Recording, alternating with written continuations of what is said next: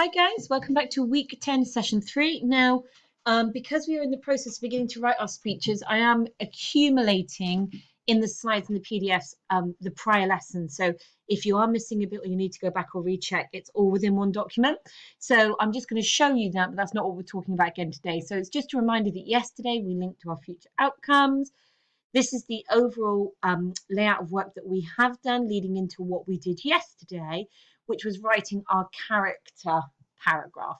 Today, we're going to do some activities that are designed to enable us to write the next paragraph, maybe as it says here, the setting, the logos paragraph. We're going to set maybe a bit of background, put the topic into context within maybe a little bit of history and share some facts. Now, so we did this paragraph yesterday, and I'd like to just say, Austin, the paragraph you sent me was brilliant. I was so pleased to see you following all of this criteria. I also had a really lovely paragraph from Spencer as well. So people are on it and they're doing amazing work. So I really appreciate that. Thank you. So this is how we ended yesterday's lesson, introducing this way to build sentences and ideas into paragraphs so that we're aiming to get a 5-sentence paragraph as a minimum. So we start with one topic sentence and we grow from that topic sentence at least 4 others. So we are going to build on that today. So here's our starter, okay? We've got a topic sentence at the top of the screen. I am lucky to have been born in a country in which child labour was abolished over 100 years ago. So remember, we said that this setting is giving a little bit of context, a little bit of history. Now, all your task is, it says, carefully read my sentences A to D. We'll look at those together in a minute. And then just match the right letter to the right description. So out of the sentences A to D, which sentence is the definition and amplification sentence? Which sentence is the explanation sentence? Which sentence is the effect sentence? And which is the closing sentence? So A says, A, because of a surge in child labour due to industrialisation, Victorian society could not remain blind to the plight of its most needy and vulnerable. Is that a definition and amplification sentence, an explanation sentence, an effect sentence, or a closing sentence? Now, this is all linked to the rules that we were using yesterday. B, so as lucky as I am, I must use my voice on behalf of those unlucky ones who are still trapped by child labour. Is that definition and amplification? So is it explaining what things mean? And sorry, is it defining what things mean and making it bigger, giving us more information? Is it using an explanation conjunction, a word to give us a reason for something? Is it an effect sentence, a cause and effect, or is it a concluding sentence? So C, to abolish something means that it's been ended. So in this country, over a century has passed since children were able to be exploited in the workplace. So is that definition and amplification, explanation, effect, or closing sentence?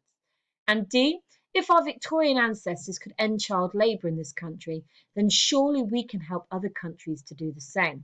So guys, just press pause, reread in your own time and decide where you would match the letters A to D. And then we're going to go through the answers together. Okay? Right, let's see. So give yourself if you were right. So it says here that this sentence, that sentence D, is the definition and amplification sentence. So let's just have a little look at that one together.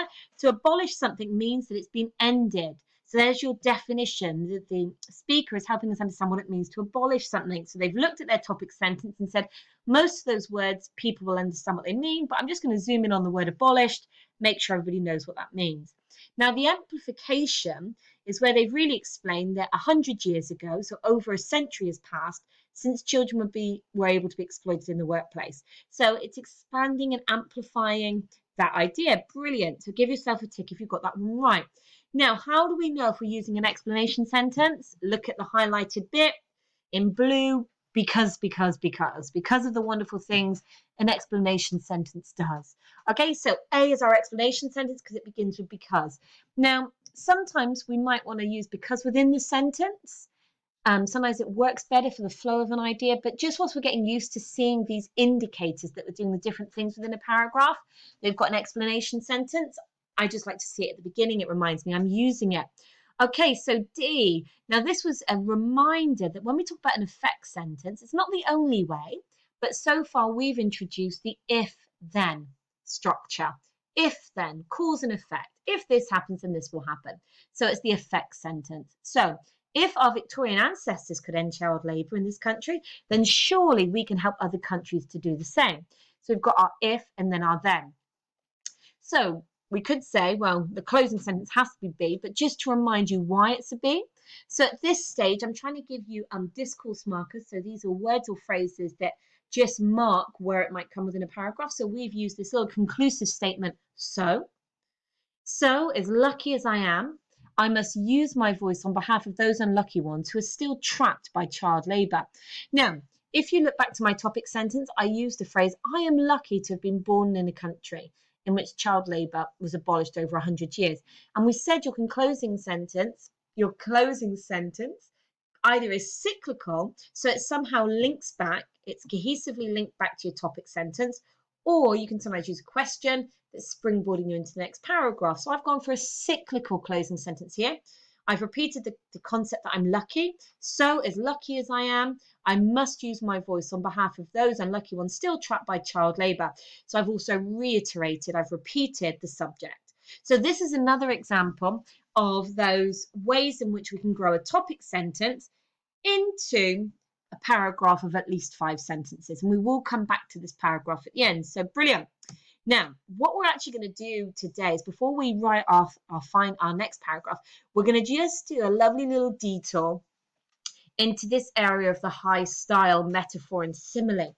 Now, if you remember when we talked about style, so when we're arranging our ideas and we're writing our speech, if we can be stylistic, if we can think about certain stylish devices, it can help us to achieve a higher outcome, a more effectively crafted speech, a speech in which you demonstrate understanding of high style techniques. So high style, we talked about the other day, it has metaphor, simile, vocabulary, and we're going to zoom in on the idea of metaphor today. Now, metaphor and simile are one of those, once you start thinking about it, we actually live in a really rich metaphorical world, okay? Our vocabulary, the way we talk to each other is full of metaphor and simile. Now, it says here, can you match each image to a key word or idea?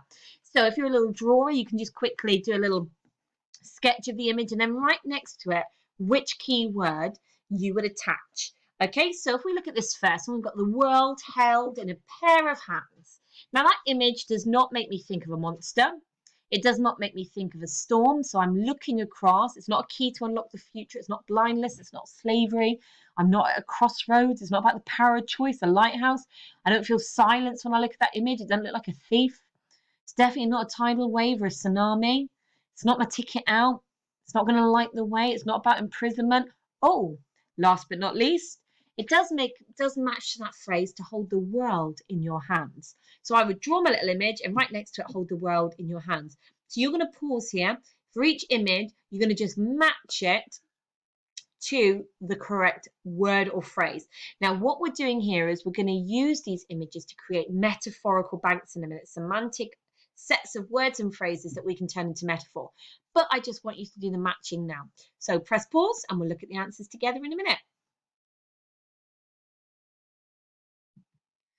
Right, now this bit was designed to not be too challenging and that the images quite closely should link to the words, but we are going to start thinking in a more abstract and creative way in the next activity. So there's our little monster, okay?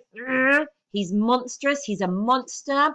And we talk, interestingly, when we talk about allusions, we've seen Greek allusions. When we make allusions to literature, we sometimes see this guy pop up, Frankenstein's monster.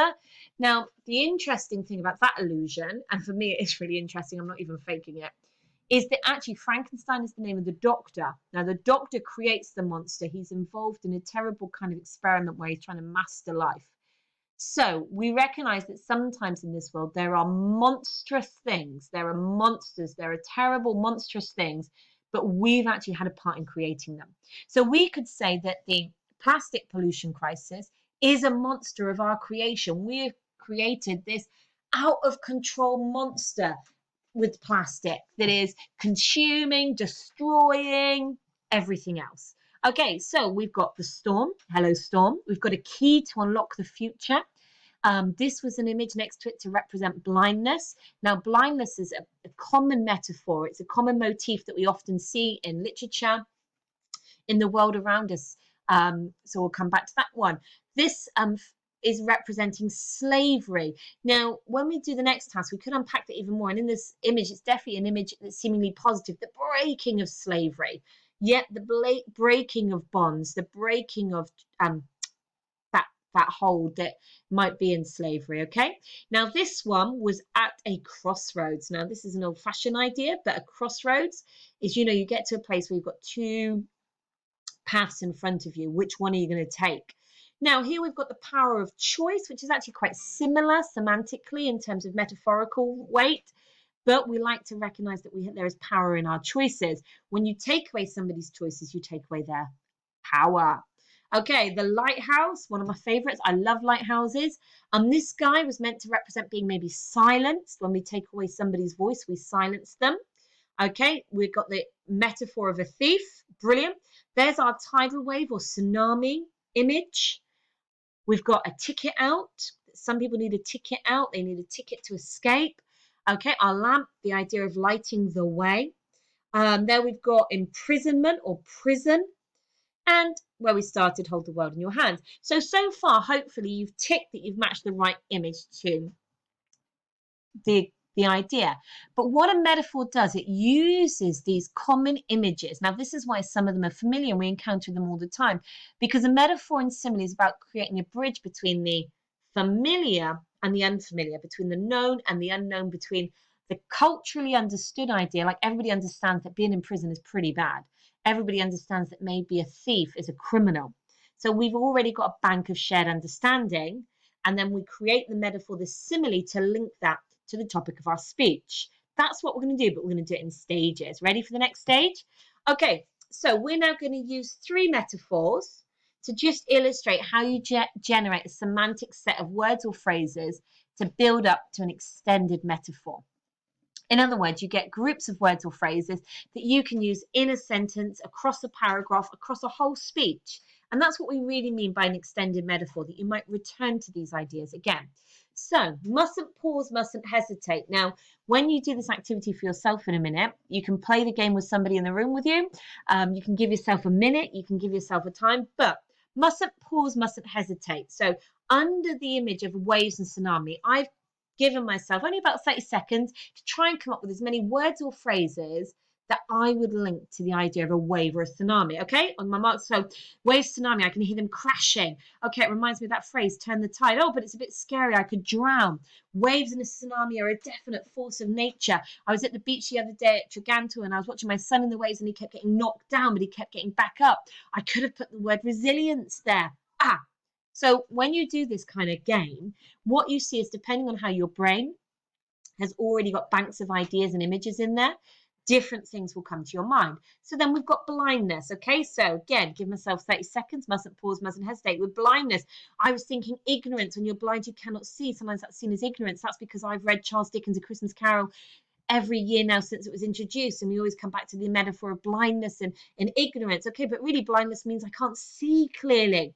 The opposite of not being able to see clearly, though, is we might talk about 20/20 vision. I was thinking this is 2020. This has been the strangest year for people, but it's definitely a year in which people are starting to see things more clearly. We're getting better vision as a result of this year. Okay, I'm a glasses wearer, so I know that with blindness, maybe there's the sight test, there's glasses, ways that we try and correct sight so we can see more clearly. But actually, if I'm blind and I continue in blindness, I cannot see where I'm going. I need guidance. I need help. Okay, so I've got lots of lovely ideas under the word blindness. Now, a thief. Okay, again, 30 seconds. A thief. So I'm saying thief. What do I think of when I think of a thief? Well, a thief is somebody that steals.